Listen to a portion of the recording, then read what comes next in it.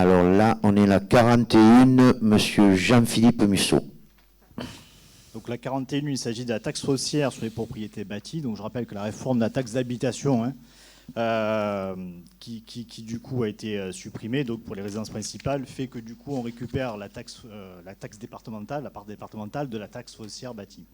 Donc là, il s'agit de voter la limitation d'une exonération, puisque par le passé, nous avions pris déjà une délibération qui faisait qu'il n'y avait aucune exonération pour toute nouvelle construction. Donc là, le périmètre, c'est quoi? Les constructions nouvelles, les additions de construction, les reconstructions et conversions de bâtiments ruraux en logement. Donc là, ce que nous autorise la loi, c'est de limiter l'exonération. Donc sur les 2 premières années, on ne peut pas ne pas tout exonérer. On peut limiter l'exonération à 40% et on peut aller jusqu'à 90% d'exonération.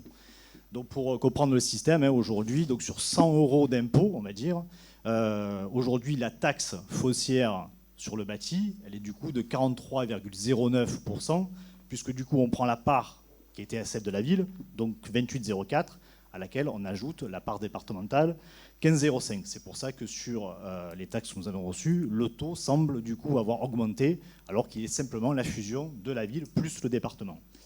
Donc pour en revenir à ce que je disais, la limitation que nous pouvons au maximum faire, c'est-à-dire exonérer, donner une exonération à 40%, ça veut dire au lieu de recevoir les 43,09 € sur 100 € d'impôts perçus, on ne percevrait que du coup 25,85 €.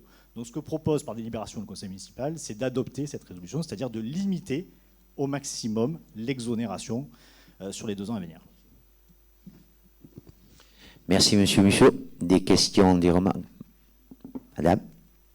Ah, Madame Reynaud. Nous avons eu un débat en commission, effectivement. C'est bien, vous voyez que ça sert les commissions de travail. Ah, mais c'est sûr, parce que les préparations de M. Musso, il a pu répondre à nos questions aujourd'hui, voilà, parce qu'on lui a posé les questions à la commission. Donc ça sert. C'est très bien. C'est le but d'une... Donc c'est de vous aider à préparer le conseil qui sert les commissions. Mais le débat que on a eu sur la taxe foncière, c'est que nous...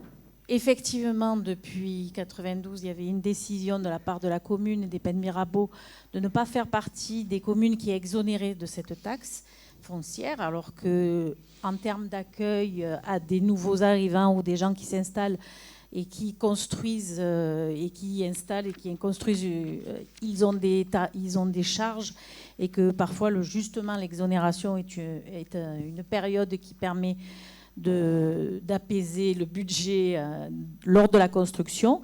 Donc nous ne faisons pas partie des communes non plus qui vous décidez de ne pas faire partie des commissions qui exonèrent à 90% de la base imposable.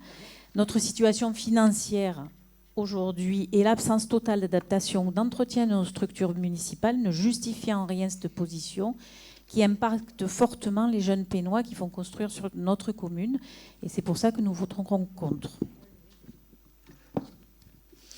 Ok. D'autres questions? Donc je mets aux voix qui est pour, qui est contre, qui s'abstient.